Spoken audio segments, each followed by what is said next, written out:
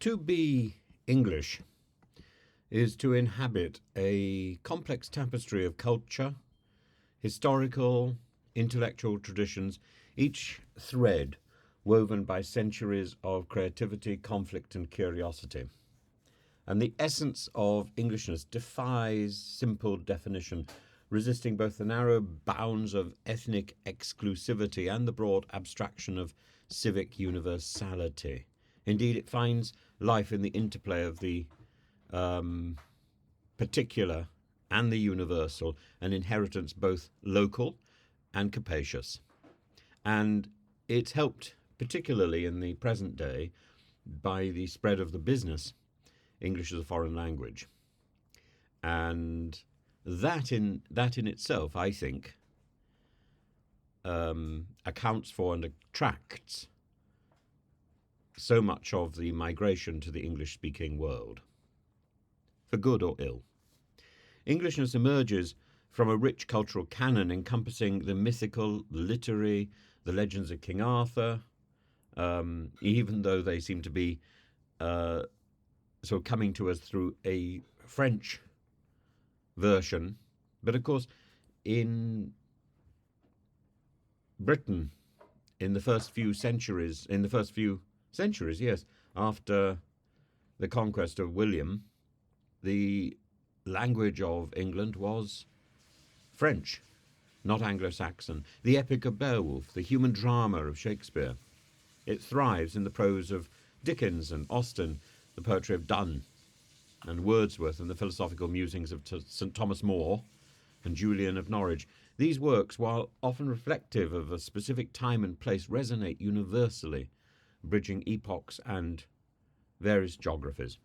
Equally, Englishness is reflected in its artistic and music heritage, from Turner's landscapes and the Pre-Raphaelites' Romanticism to the soaring compositions of Elgar, Sullivan, the rebellious sounds of punk rock.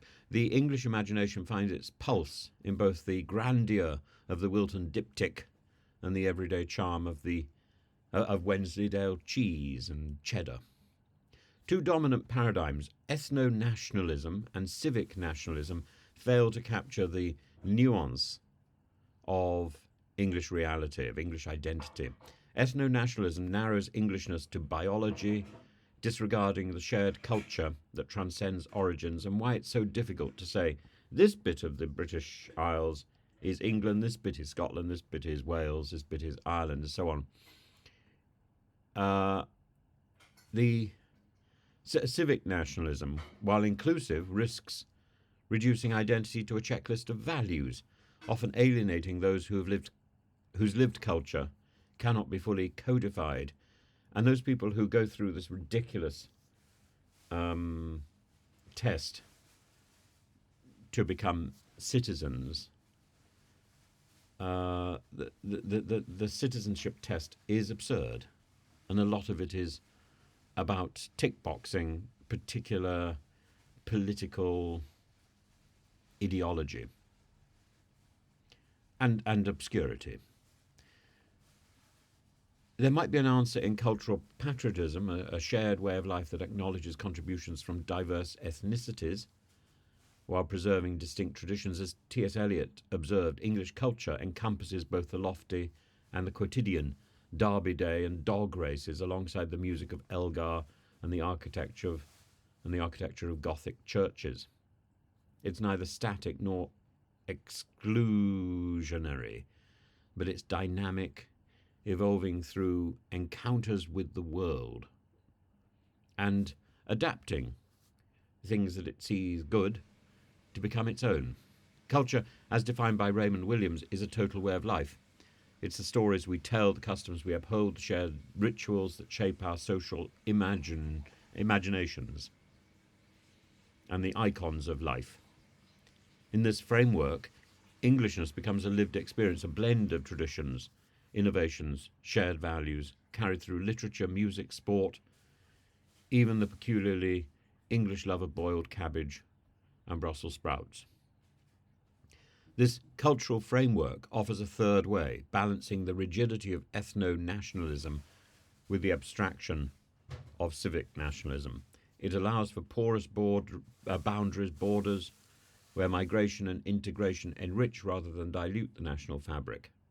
It celebrates contributions from all who participate in the shared cultural project, be they indigenous or newly arrived. In an age of globalization and migration, maintaining cohesive cultural identity requires deliberate effort. But we talk as if this is a new thing. We've had mass migrations for about 200 years. The Irish, the Jewish migration in the 19th century, the Huguenots even before that. We have taken people in, and they have become, in their own right, English. Cultural patriotism demands both education to instill a sense of shared heritage and policy to manage the scale and the impact of migration in ways that promote integration. It's not about enforcing conformity, but fostering a sense of belonging that transcends superficial differences and accommodating what arrives, so that eating pizza, eating curry becomes part of the Englishness. Fish and chips becomes part of the Englishness. Fish and chips, of course, is a conflation of gefilte fish and Irish fried potatoes.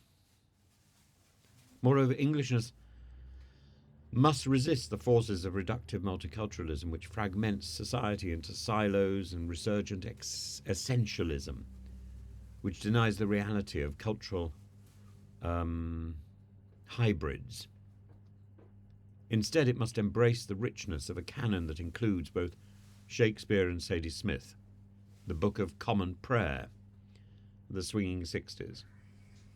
To be English is to inherit a cultural legacy as vast as it is varied. It's to partake in a shared imagination that finds expression in the West End, in literature, art, music, tradition.